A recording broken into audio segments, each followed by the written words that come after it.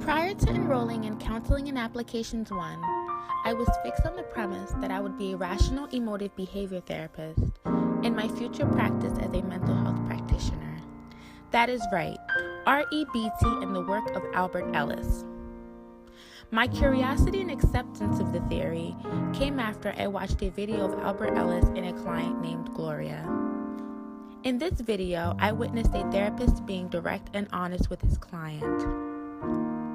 One of his statements that continues to stay with me is, quote, "Just because he rejects you does not mean you have to reject yourself," end quote.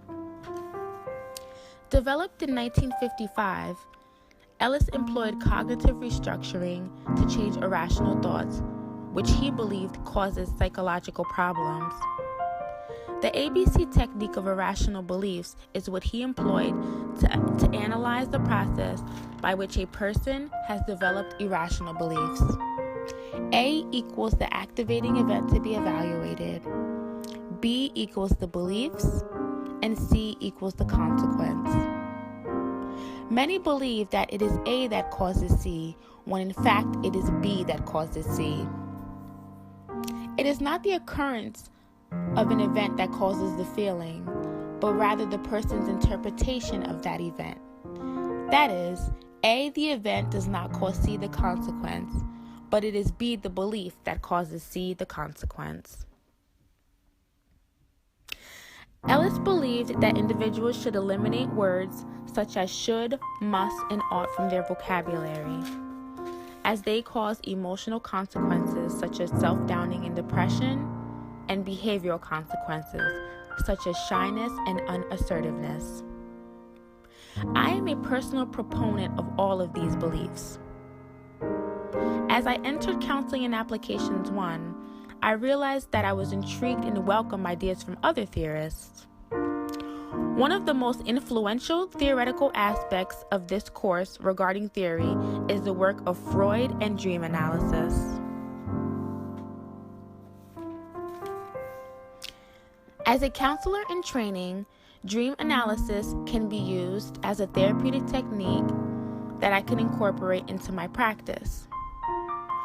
Freud viewed dreams as the royal road to the unconscious. This technique can be effective in tapping into unconscious material.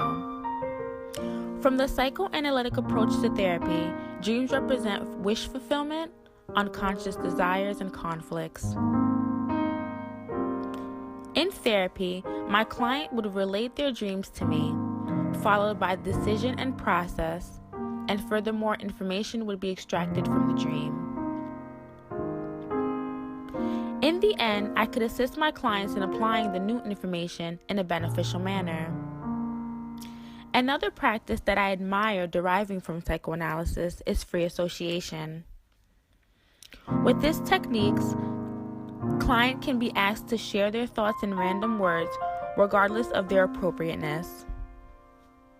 Free association grants clients the opportunity to analyze their thoughts without interference from myself.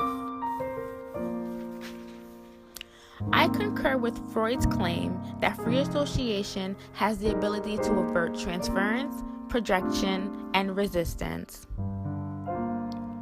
Comparable to psychoanalysis, Carl Rogers' person-centered theory, which was developed in the 1940s and 50s, diverges from the traditional model of the therapist is the expert and moved towards an empathetic and non-directive approach that encourages the client's thought and therapeutic process.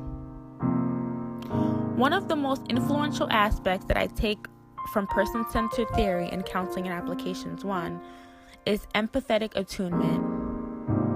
The endeavor to listen attentively and to seek to understand the client's world, especially what it is like to be the client. In this active and involved listening, I will attempt to communicate as explicitly as possible the client's reality for further reflection and exploration. This aspect will assist me in understanding both the stated and intended message of the client, including the implied and indirect meanings that may not be expressed aloud. As former psychoanalysts, Fritz and Laura Perls grew to reject orthodox psychoanalysis because they believed it focused too much on the past and there was a lack of focus on the client's environment or the context in which the client lives. Thus, in the 1940s and 50s, they founded Gestalt therapy. Their theory is based on the assertion that by focusing on the present and expanding the awareness of self in relation to a client's environment will allow the client to identify their true wants and needs and could then initiate contact with the environment to satisfy those wants and needs. One of the influential aspects of this theory is organismic self-regulation and introjects, which introjects are considered the swallowing hold of some aspects of the environment without discrimination.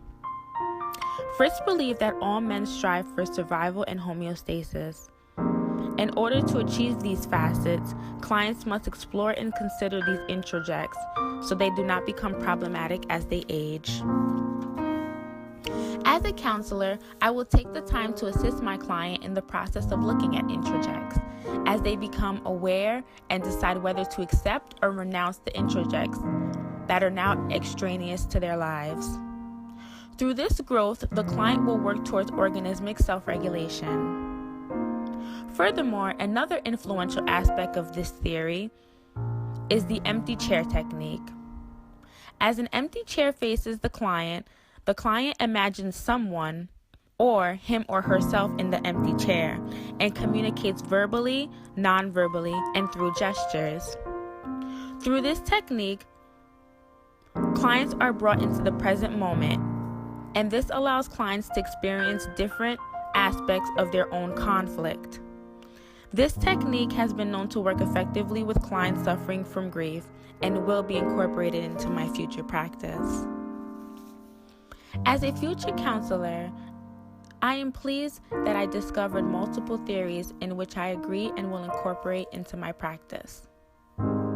The work of Albert Ellis, Sigmund and Freud in psychoanalysis, Carl Rogers and person-centered theory, Fritz Perls and Laura Perls in Gestalt therapy, along with nonverbal skills to allow clients to know that I am listening, empathetic attunement, reflection, validation, the use of silence, encouragement, and genuineness.